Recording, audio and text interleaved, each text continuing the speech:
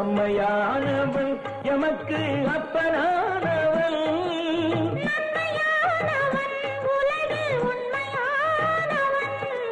அம்மையானவள் எமக்கு அப்பனானவள்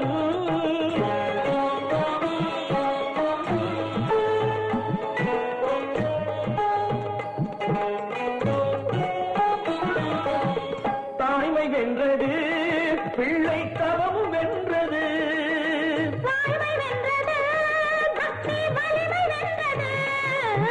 தாய்மை வென்றது பிள்ளை தவமும் வென்றது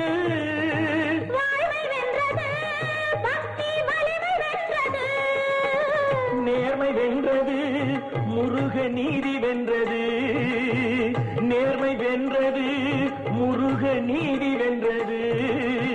சுவாமி சக்தியா